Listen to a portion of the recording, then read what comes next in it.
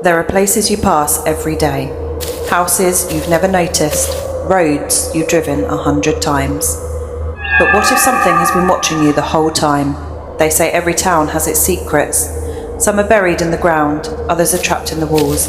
Across the world, ordinary people report extraordinary experiences. Unexplained footsteps in empty hallways, missing time no one can account for, shadow figures lingering in the corner of the room, voices captured where no one was standing. Are these stories tricks of the mind, or glimpses into something we were never meant to understand? From whispered legends to documented encounters, we examine the evidence, the testimonies, and the questions that refuse to stay buried. This is where the line between reality and the unknown begins to blur, where the unexplained comes to speak. So turn down the lights, lock the doors, and whatever you do, don't listen alone. Welcome to the darkness. Welcome to the GG Paranormal Research Team podcast, where we delve into the stories sent in by you, the listener. We are your hosts, Mariette, Graham and Daisy. Hello everybody, how are you doing? Hey guys, yep, I'm good. How are you? I'm good, thank you. It's all good here. And welcome to our listeners. I hope you're ready for some spooky stories because we've got plenty for you. So coming up today, we've got a range of ghost stories sent in by our listeners, and we're really looking forward to delving into them, reading them out to you guys, and seeing what spooky things have been happening to you. And of course, you can always put your own comments to what you're thinking when you hear them. So yeah, help us along with this. Right, so first up, should we delve in with our first story? Let's go for it. So our first story comes from Annie. And she says this: I was about 10 years old when it first happened. I was lying in bed, wide awake but pretending to sleep, listening to the quiet hum of the house settling for the night. The hallway light had been switched off. My brother and I were the only ones upstairs. Mum was downstairs watching television. Everything was still. Then I felt it. A breath against my ear, and a whisper, sharp, clear, and far too close. Annie!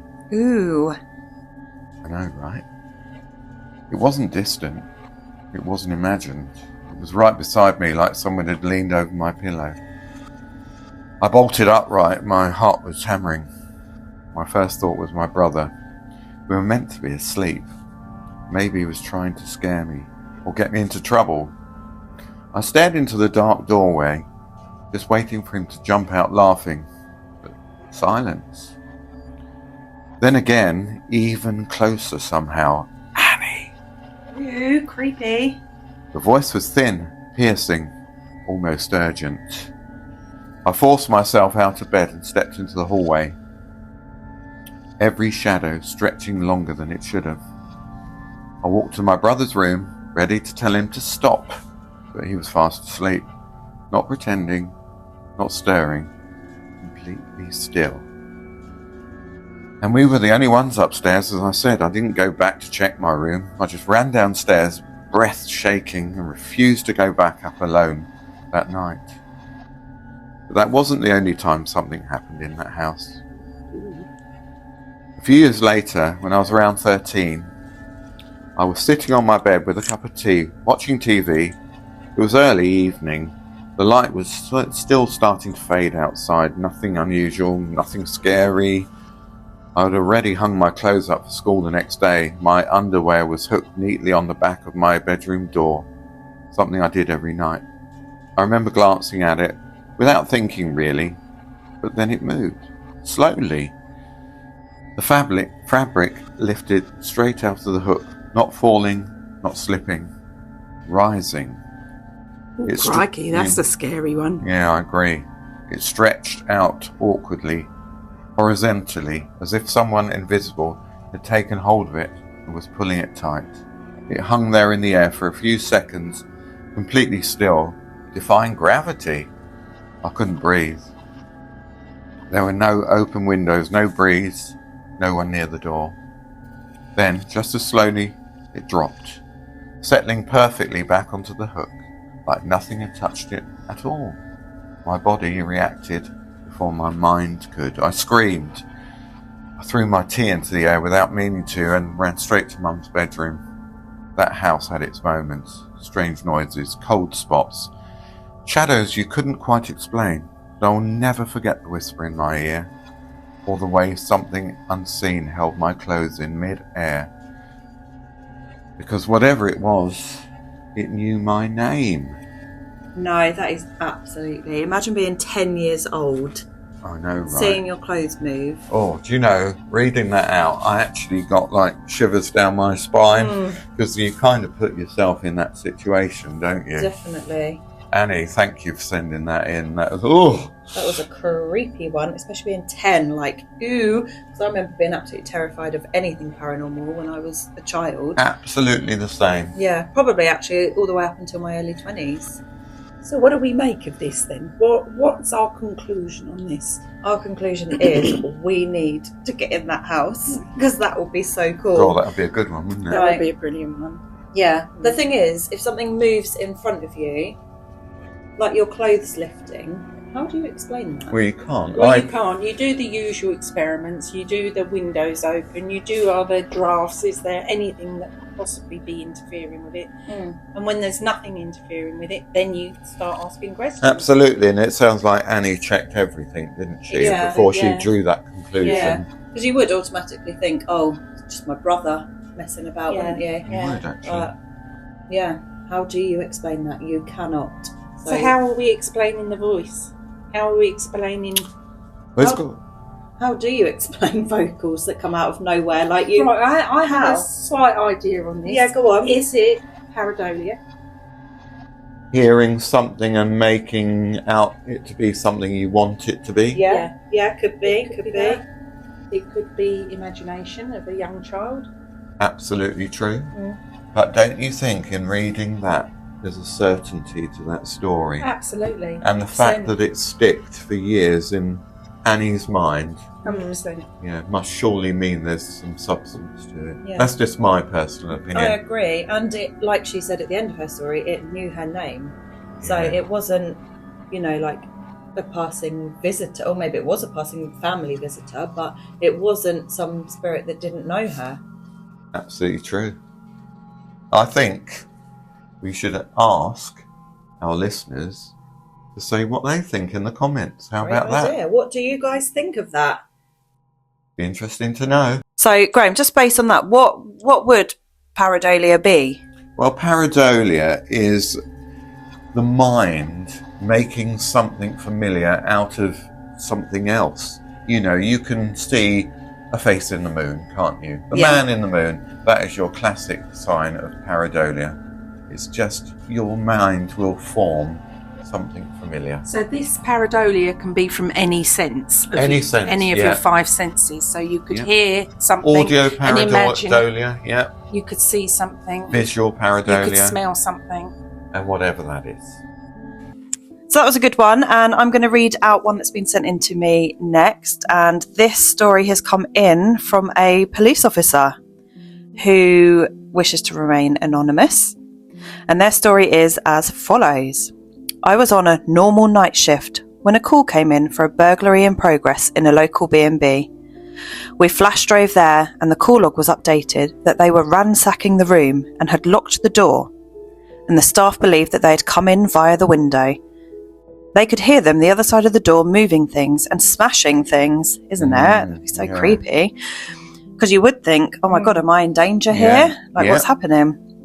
We arrived after 4 to 6 minutes. Good response time, really, isn't it? Yeah, couldn't say further than that. And tried the door. It was locked. We decided to try once more before forcing entry. And the door opened. The room sat undisturbed, still, tidy. Wow. With nothing out of place. The windows locked shut. I cannot explain this. I love that one. Isn't that really cool? And that is a real experience from a real police officer. So from a professional person that is known for their logic and sensibility. Exactly. We've got that story.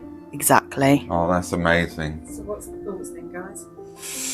Creepy. I mean, imagine being a police officer anyway and going to, like abandoned warehouses and stuff. There's an element of creepiness. Yeah. But the staff could hear things moving. Right, so this, in my opinion, is typical poltergeist activity. Yeah. To me, that indicates a poltergeist. They make all the noise, they do all that. You think that there's somebody there, and actually nothing's happened. And the fact that they couldn't unlock the door, like the hotel staff or Typical B&B staff poltergeist. could not get through the door. And then all of a sudden, everything drops and the door opens. That is quite incredible. I mean, some people would perhaps say that, is it a noise from a room adjoining that? But I mean, they would have checked stuff like that, and they know what they're listening for. You can hear something from behind the door you're standing in front of, can't you? I think this is unexplainable. And the sound of smashed glass. Exactly. How do you explain that? That is a typical poltergeist. In the paranormal world, we would put that down to poltergeist activity. I agree. Daisy, can you explain what a poltergeist is? Okay, so a poltergeist, which actually is German for noisy ghost or rumbling spirit, is like an entity, supernatural entity that is responsible for, like, you know, physically moving things. They can break objects, smash things, causing noises, and that sort of thing, really. Yeah, absolutely. Creepy. Scary. Yeah, very And creepy. I believe poltergeist activity starts very small and increases as the poltergeist gets stronger. Is that correct? Yeah, well, I've heard that fear can induce poltergeist activity to enhance. So if you pay it no attention in the beginning, it's likely to not bother, basically. But if you feel the fear, then apparently the happenings can increase and increase and increase, as you say. So as the negative energy builds, it creates more negativity for the spirit. Absolutely. Yeah. Absolutely incredible. And I love that story. And thank you so much for sending it in. Thank We you. really appreciate that. Do you want to read your story next, Mariette? Yeah, okay then, no problem. Okay, so this one's been sent in by one of our followers who wishes to remain anonymous. I had my first paranormal experience when I was just 9 years old. Wow. We were on holiday in Malta for 3 weeks in 1977, staying at family's accommodation. My mum, my sister and I were sitting on the sofa. A big mirror in front of us reflected the bedroom doorway behind us. No door to the room, no doors inside the room, and no window. We all froze when we saw a bald-headed man walk past the doorway. He could not have been there. Wow. That night, we all slept in the living room. We told my Maltese aunt, who said to please not mention it to the family, as they're funny about things like that over there. My sister will validate this. Wow. Yeah, I love that. What's our thoughts on that then, guys? Well, for multiple people to Yes. see. Exactly. You've got 3 separate witnesses Exactly. witnessing the same phenomena. Yeah, Yeah. that means a lot, actually, doesn't it? Yeah. I mean, could it be one influencing 2 others? That's what we have to rule out. Can one person say, oh my God, have I just look at what I've just seen, and the other 2 go, oh yeah, I saw it too, because they actually believe they did. Yeah, been getting into the mindset of the other person and believing they see it. Yeah. I suppose it depends how they reacted at the time. If everybody reacted at the same time Yeah. to that entity that It'd be they kind saw. of nice to know that, wouldn't it? It Yeah. would be nice to know that. Yeah. Because we've either got 3 independent witnesses, which is perfect for any sort of haunting that we're recording, or we've got 1 witness that is influencing 2 others. Yeah. Absolutely true. Yeah. Yeah, absolutely true. But say it's real. Amazing. Yeah. I mean, that is paranormal gold. That Yeah. is. That Isn't is. I mean, it doesn't say whether the figure was a solid figure. No. It doesn't. No. Yeah. I mean, if it was a solid figure and 3 witnesses to it, that's pretty incredible stuff. Yeah, and enough for them to not feel comfortable staying in that bedroom. And Exactly, sleeping yeah. in the living room Yeah. together that night. Wow, that's amazing. And I suppose different cultures have different beliefs. Therefore, Yeah. the family might, they obviously Yeah, didn't want it absolutely. to be said to the family. So Yeah, it's 100%. just interesting. Love it. I wonder if the aunt has experienced paranormal activity and has perhaps mentioned it to the family and been shot down. Yeah, that could have happened. Yeah, because different cultures view spiritualism very differently, don't they? They do. And yeah, it's very interesting. Yeah. So, No, that's a great one. I like that. yeah, that was brilliant. Thank you so much for sending that in. Okay, so who wants to read out the next story sent in? Yeah, I'm happy to do that. Looks like quite a good one. Lovely. Over to you, Graham. Okay, so this comes in from one of our listeners. And it goes like this. My wife and I used to argue that there was something in this house. One night, after we went to bed, I rolled over to see my wife sitting up. I said, "What's the matter, hun?" Thinking it was just a bathroom run or something, but no. She pointed into the living room and said, "Someone's walking around in there." Ooh. Ooh, yeah, I know. I turned and looked, and there was a silhouette of a man in front of the TV. Ooh, he was perfectly placed to be seen down the hallway. He stood there for what felt like 2 minutes. He was just like staring at us. He then faded out, totally out of vision. Normally when you see a shadow, it's gone in a blink. He did not do that. It felt kind of purposeful, like we were supposed to be seeing him. It was a very uncomfortable feeling. What do you think of that, guys? Ooh, I do not like that whatsoever. No. No, that's not a nice one, is it? No, it's like just when you're asleep in bed, whatever, in your relaxing time. That's your state, your peaceful time, isn't it? It's just creepy, like a solid black figure Just standing there. that you cannot explain. It creeps me out. I would be interesting to know what other things because they say like things happened in that house. Yeah. That is obviously, because we're reading about this, their most prolific happening, isn't it? Yeah. But I wonder what the build-up was to that, What do you reckon, Mariette? I think that we need to think of it like, let's rule out, could it have been a shadow? Could it have been a trick of the light? Yeah. And if it was a trick of the light, how are two people seeing the same shadow from different angles? Agreed. How is that happening? Yeah, there's a lot to think about with this one. There's also temperature change. If the temperature is changing, could it be atmospheric? Yeah. There's a lot of things that you can question here. But the fact that, again, we've got two separate witnesses that have seen the same thing. I like them like that. Yeah. I like Yeah. Yeah, definitely. So we've got two verifications on it. It would be quite difficult to prove that it would be atmospheric or trick of the light. It's kind of one that it's a short but sweet one. There's lots of information there, but it's one that you actually want to know more about, isn't it? I was just about to say, I'd be so interested to hear if they've had anything like this or an escalation in activity since this incident. Yeah, that's true. Yeah. And it kind of makes us want to go there ourselves, doesn't it? Oh, definitely. As always, if any of our listeners do have a haunted venue, please do get in touch. We'll be there. If you think you've got a haunting in your house, who are you going to call? DG Paranormal Research Team. So guys, just taking a break from the amazing stories we've had sent in, what got you into the paranormal? Like, give our listeners a bit of an insight of who we are and what got us into it. So, Graham, what got you into the paranormal?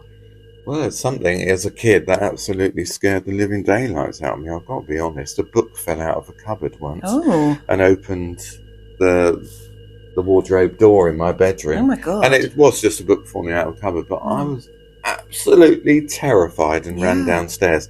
Now, if it happened, I'd be really pleased about it. That's the thing, isn't it? How old were you? I was probably about 8 or 9 then. Oh my but God. when I was probably about 17 or 18, I started to notice that I had certain feelings about things, and I just wanted to know more about the paranormal. Yeah. And all through my life, I was just very interested, and I was having strange, sort of like what I would call supernatural experiences, a very personal thing. And eventually I was able to join a team, much later in life, I have to say, and God, it was like the making of me, really. I loved it. I love that. And now we're in this fabulous team, so it's onwards and upwards for sure. That's it. So thanks, Grabs, but I'm really excited to get back to these stories. Oh, yeah. Yeah, great. Let's get going. Okie dokie. So, this story has been sent in by the landlord of a pub in Somerset, all the way in sunny Somerset. So, his story goes as follows. We took over here in August. It's an old coaching inn, and the Skittle Alley, we are led to believe, was originally the stables. I've had some odd experiences, so we started looking at apps to see what we could find. In the restaurant area, I kept feeling someone was watching me, but not until about 10 in the evening, and always from the same place. When we tried an SLS app, we found a figure sitting in one place, always about 10 or 11 o'clock. That's weird, isn't it? At the same time. Yeah, absolutely. When we spoke about the possibility of ghosts, we were told that a child lived here just before we took over, and he kept saying he could see a man where we believed he was sitting. Ooh. We have since found out that the area was originally the landlord's front room and not actually a public area of the bar. There is also sometimes a small figure seen in the same area. That's quite interesting. In our Skittle Alley, we have found a few anomalies, but myself and another were sat in there, and a full shadow figure appeared next to her and walked out of the fire exit. Oh, I love that. Isn't that great? There is also a figure by the bar end, and a small figure sits by the Skittle Alley pit. The weird thing is, they move away from me, but follow one of our friends. I had a cardiac arrest, and was clinically dead for a few minutes about 2 years ago. Damn, I hope you're okay now. Since then, I have noticed things that I can't explain, and I have on a few occasions sensed things there, and this is something that has been corroborated on different ghost apps. Okay. The weirdest thing here is the cellar. I mean, cellars are creepy by nature, aren't they? I've done a few of those. Yeah. I feel uncomfortable in there. I think there are at least 2 figures in there, and 2 of us have been spoken to whilst in there on our own, and there was physically no one else around. Now, he doesn't say what was said. And whether they were together when they were spoken to, or whether they were separate occasions. And if they were male or female. So I'll be interested to hear what was said and to whom and when. Yeah. He needs to tell us. Definitely. I had an incident in there where my jumper was pulled, and about an hour later I went to shut the door and it was physically pulled back open. Yay. The door opens into the cellar and there is no way anyone could have been in there. Now that is weird. Yeah. We tried a voice app and we had 3 different phones with different voice apps running. I had a friend over and it got to midnight when we had been asking questions, and we got answers weirdly only she could relate to. Okay. But at literally midnight on the dot, all 3 phones said sing on the voice apps, and she freaked out. Oh, I'm not surprised. Yeah, amazing. Amazing. I would probably belt out a tune, I'm not going to lie to you. We have also had someone say that they were speaking to an old lady in the car park. Nobody was there, but he was adamant that he was talking to someone. We could all see him through the window, and he had no one around him at all. But the SLS app showed a figure in the car park. Okay. So that is right. We've had apps on different phones, Samsung and iPhone, and they were different apps, and we all got similar results. It's been interesting, but I'd love to do a bit more and see what else is here. My brother-in-law's 6-month-old was looking at the space where we have seen what we believe is the old landlord, and was trying to communicate with something. And when I used the SLS app, it showed a figure in front of her. Ooh. I really like this story. I like this story. Yeah. It covers a lot of aspects of the paranormal that we investigate. Nice. So we've got 3 things that we need to discuss here. We need to discuss the possibility of the Stonewall effect. True. In yes. landlord's sitting room. Is that a Stonewall effect? Yeah. Which I'm sure Graham will explain later. We need to discuss near-death experiences, and we need to discuss the SLS app.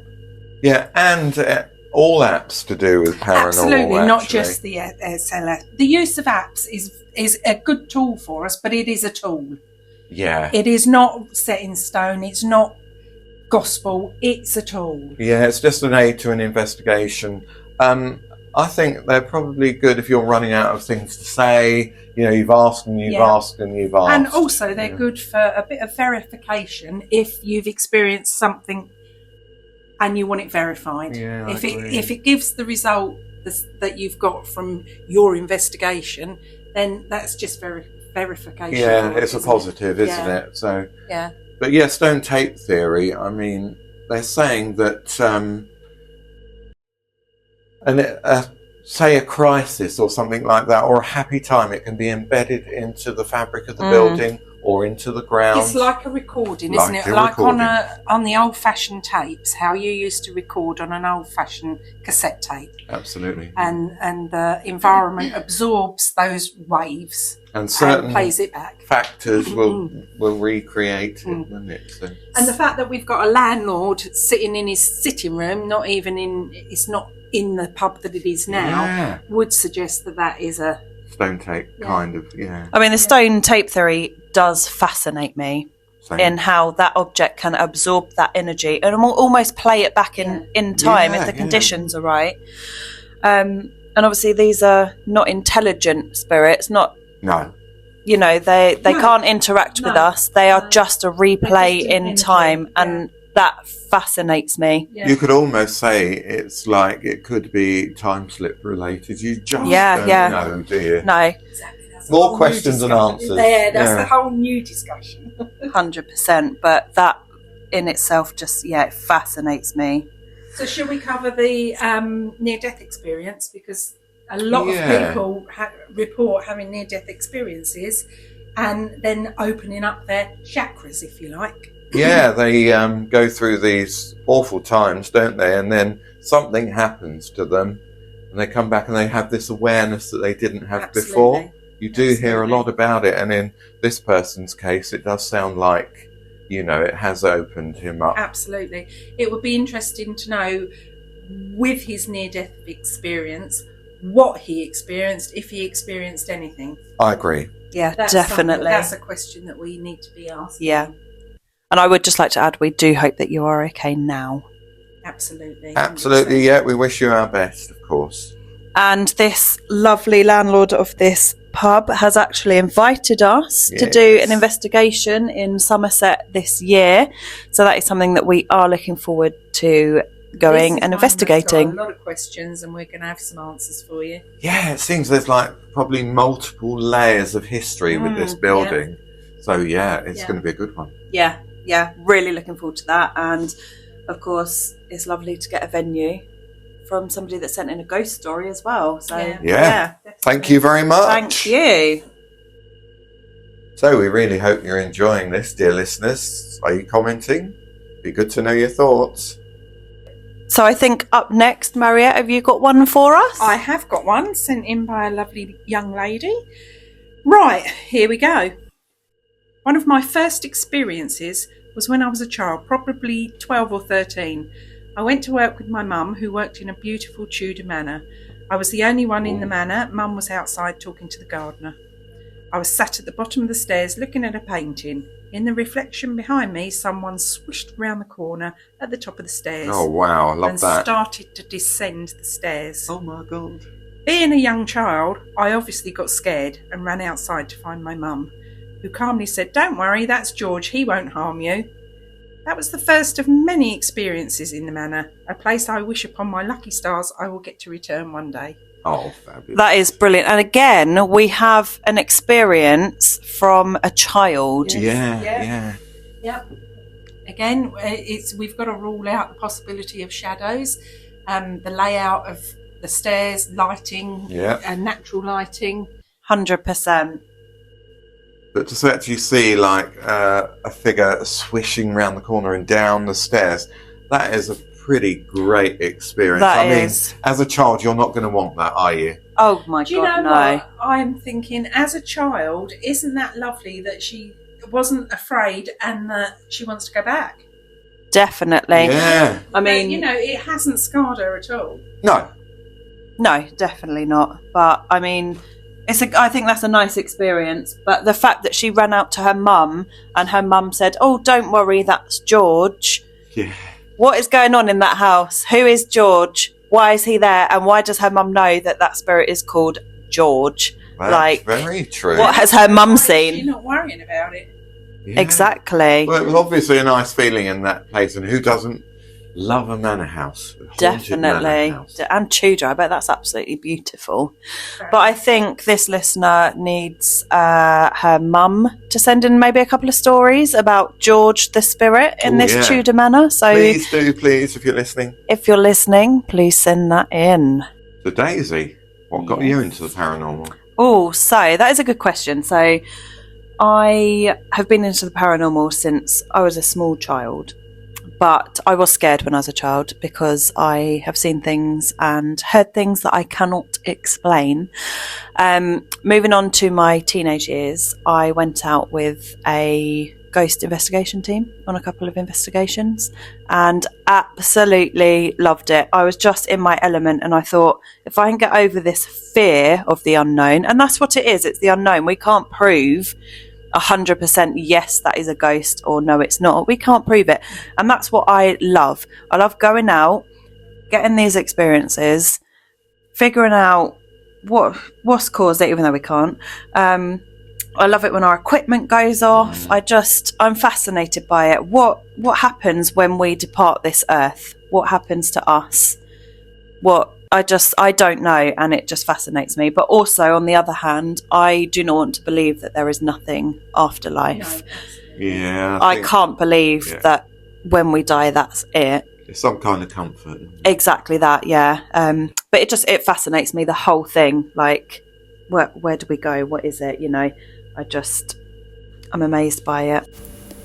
So, Graham, do you have another ghost story for us? Oh, yes, I certainly do. And this one comes from Linda. Now, Linda, at the time, was staying in a manor house, which was a self-catering accommodation on a holiday, with quite a number of people. So, here's what she says. It feels strange to write this down now. It happened a long time ago, but I remember it clearly. We had enjoyed a pleasant evening meal at the house where we were staying. Nothing unusual, nothing unsettling. I remember finishing with cheese and biscuits. I've never had much of a sweet tooth. Everything felt ordinary. Oh, lovely. I do love cheese and biscuits. Yeah, same. Yeah. But that was until later, she says. Oh. When I went to bed, I began to feel extremely unwell. A fierce wave of indigestion and heartburn gripped me, growing steadily worse. I was alone in the bedroom. The person I was supposed to be sharing with hadn't been able to come on a holiday after all, so she had the room to herself, she says. And the door was locked from the inside. I had the key with me. I remember that detail vividly. Sleep was impossible. The room was dark and still. The silence seemed to be pressing in all around me as I lay there, my eyes closed, trying to breathe through all that discomfort. Then I felt it. The mattress dipped slowly at the edge of the bed. As though someone had carefully sat down beside me. Oh my God. She said her eye froze. I did not open my eyes. I was too afraid to look. My heart pounded, though not entirely from the pain in my chest. I knew the door was locked. I knew no one else was in the room. And yet the weight was unmistakable. Strangely, though, I did not feel threatened. There was no sense of malice, no cold dread. Instead, a presence of a gentle feeling, protective, almost maternal, like a mother sitting beside a sick child in the night, offering silent comfort. The thought that should have reassured me, but it didn't. Even though the present felt kind, I could not bring myself to open my eyes. I lay there, rigid with fear, aware of the quiet weight beside me. The next day, after telling a friend what had happened, they tried to recreate it. I lay on the bed with my eyes closed as my friend sat at the edge of the mattress. The sensation was identical. Wow. That same subtle shift, the same pressure, the same unmistakable feeling of someone sitting beside me. To this day, I can't explain it, she said. But deep down, I still believe that night I was visited. Not by something cruel or evil, but by something that knew I was unwell. and came simply to sit with me in the dark. How about that then? What do you reckon of that, guys? I think so. She saw it as comforting, but I have to say, if somebody sat on the end of my bed, I would be comforting or not. I would be like, get the F off my bed. It's like your safe space, isn't it? Exactly. It's too creepy. No. Get off my bed. But what I find interesting is the fact that this person was able to feel the energy as being good rather than bad. How's that possible? Right, so let's cut this down. She's feeling unwell. Yep. She's feeling in pain. She's had her cheese and she's not feeling 100% at all. What do you, when you don't feel 100%, what do you want? My mum? Is she imagining that her mum has arrived, or somebody like her mum, because she wants a mother figure there? She doesn't feel well, she wants somebody motherly. Or has her mum actually arrived? We don't know if Linda's mum is in spirit. No, we don't know that. But is this imagination? I'd like to think not. We'd all like to think not, but we can't rule it out. No. Because when you are feeling unwell, you're vulnerable and you can imagine all sorts of things. Vulnerable. So spirits can Absolutely, 100%. react to that vulnerability, 100%. can't they? Absolutely, yeah. I believe that is true. I think that whatever haunts that place has an endearing nature and they're literally both able to pick up on each other's feelings at the time. I find it fascinating, personally. Yeah, I do. It is fascinating, but we have to rule out Oh, imagination. 100%. But then we will Bearing never in mind prove. her physical condition. Definitely. But we'll never prove either way. No, exactly. Yeah. We won't prove either But I way. do like the fact that she tried to debunk it the next day, Yeah, absolutely. but wasn't 100%. able to, with Yeah. the feeling of the depression of the But mattress. by then, had her indigestion gone, Yeah. had her pain gone, so she wasn't in that mental state where you just want your mum. It's an interesting It one, is whatever. an interesting one, and thank you, Linda, for sending it in. Listeners, what are your thoughts on that? So I think that is all that we have time for today, guys. Oh, no. I know. Fun. It has been fun. It's been great. So that about wraps it up for us today. Yep. So thank you for everybody that has sent in stories. And if you have another one you'd like us to read out, send it in. You're on our socials. And if you're not, get on them. And we will see you for episode 2. So it's a thank you from us. Bye. Bye. And guys, don't forget, if you need your building investigated, who are you going to call? DG Paranormal Research Team.